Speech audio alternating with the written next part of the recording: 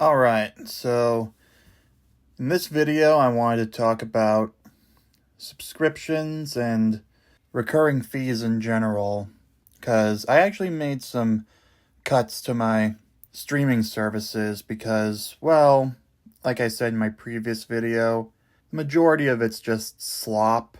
Hey, like I said, I like Cobra Kai. I was really hooked on that.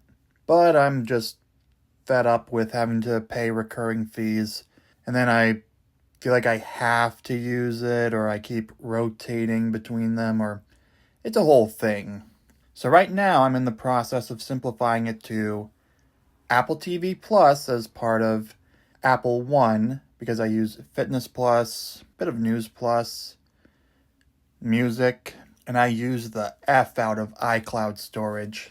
And then after that I have Prime Video as part of Amazon Prime, and then outside of those, the only other payment I'm making for TV is the Hulu, Disney Plus, and Max bundle, the ad-free version, because I hate advertisements. Oh, I also pay $3 a month to keep ads off of my Prime Video experience because I hate ads. I hate being advertised to, but I digress.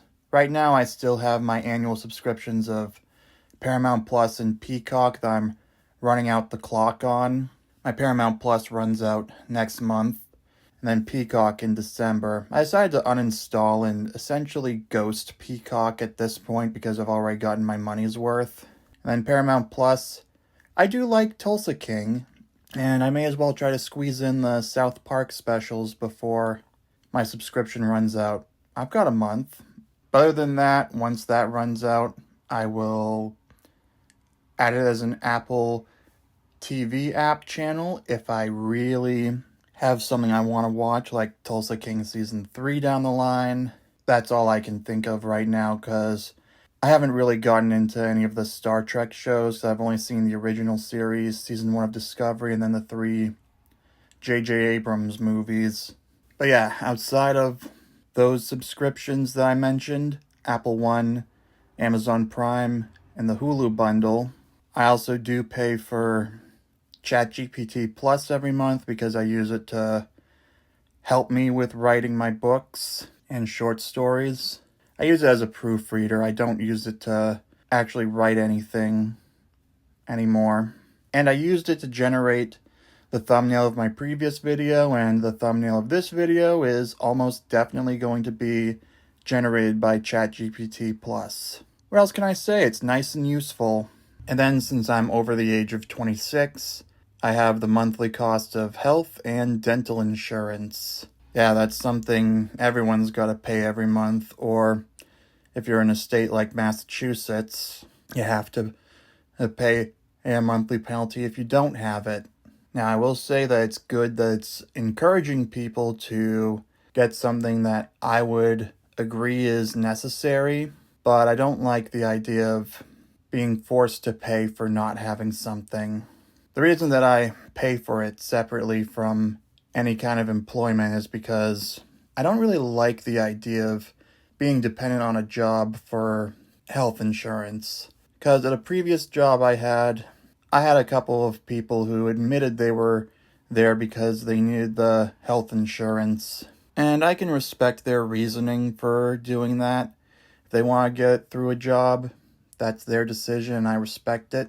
But personally, I don't like having it tied to a job because here's the thing. These days, you've got a job hop. It's not like back in the boomer days when you could just stay at a job for 30, 40 years, retire on a pension of some kind. Yeah, we Zoomers and the millennials, we have to job hop if we want to raise.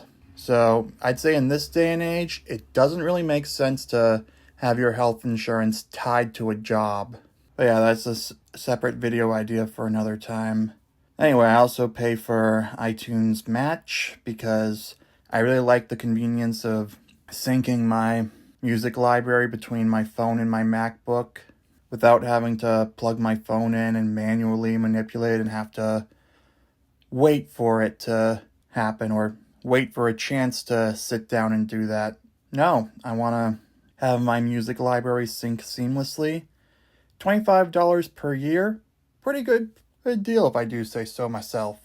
And then the only recurring video game fee I pay is Nintendo Switch Online. I pay for the expansion pack for $50 a year plus tax. Even though I haven't gotten around to some of the retro games recently because I built up a big backlog when I sold my PS5 and Series S, and I couldn't use the trade credit on an American Express gift card so I could just use it wherever I wanted. No, they won't allow it for gift cards anymore, likely as a fraud prevention thing.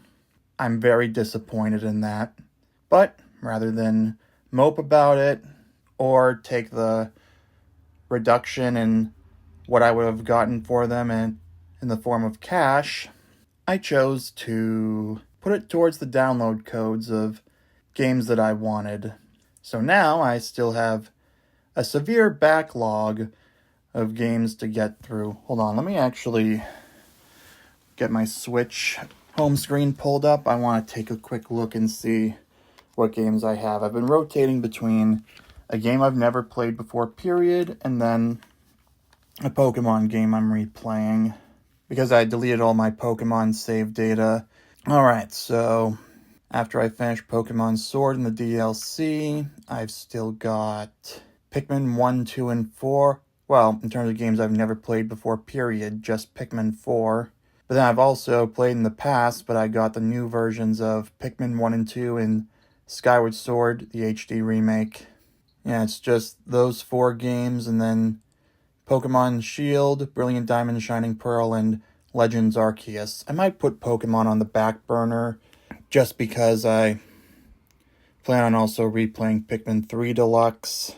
Or maybe I should start rotating in a retro game to play through, specifically anything from the expansion pack. But hey, at least it's the only gaming subscription I had. I used to be subscribed to Game Pass and PlayStation Plus. Honestly, it was just too much to think about, so I consolidated all my gaming into my Nintendo Switch and then Apple Arcade, which comes as part of Apple One. And I record all the gameplay footage like what you're seeing on the screen right now. Yeah, I'm not complaining. I decided that if I do give up gaming completely, Nintendo games and the Nintendo ecosystem would be the last one to go. Alright, and then after my Switch Online subscription service, I have the subscription to a regional grocery store chain for unlimited free deliveries from their same-day delivery for groceries. I find it very useful. I've already saved more than the $99 a year that it costs, at least on the stuff that it eliminates. The only real difference is it adds a tip for that. See, I still get the same prices I would get in store, but the only real additional add-on is the tip. I actually have decided to go down to 10% tips on those because every now and then, like twice in the span of 2 times, each time 4 months apart, the delivery person forgot one of the bags of items and I had to go through the refund process, which is quick and easy though. Funny story, last week I ordered another delivery 2 days after the fact. This was 2 days after the second time that items were forgotten. And they arrived with the new delivery, and I had to figure out whether I could cancel the refund. The customer service support line decided to let me keep it, and you know what? That's what I'm going to do in the future. If they send me extra items, like this one time a few weeks back, they put in a second bag of blueberries. I tried to see if I could be charged for it or get it back to them. They let me keep it. But yeah, I'm going down to a 10% tip each time from the 15% I was doing because I didn't get the equivalent value of the tip back, nor does the tip adjust if they have to cancel items completely, but I digress. Anyway, I talked about how I pay for Amazon Prime already. very useful for being able to send birthday and Christmas presents out to my relatives, especially those who don't live in the same area as me. And I usually use the Amazon Day delivery to get digital rewards that I can put towards ebooks or digital movies. And then I also pay for YouTube Premium. That's $140 a year, like Amazon Prime. I like it because I do listen to a lot of YouTube. I like being able to download my videos to my phone. And there's that whole back and forth on ad block.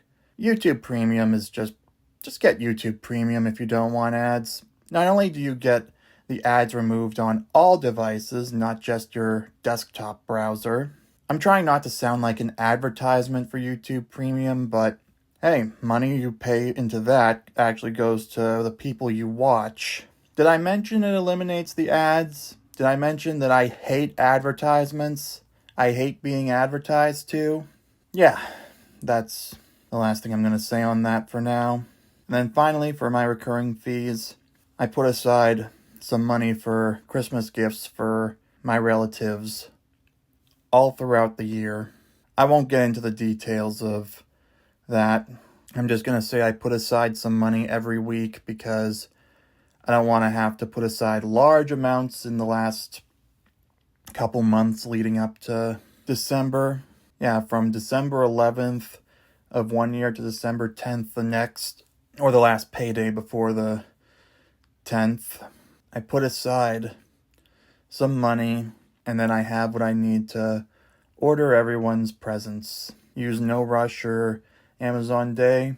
Oh boy, the digital reward credits come flowing in. So yeah, those are subscriptions and other recurring payments that that last one is actually one I came up with myself.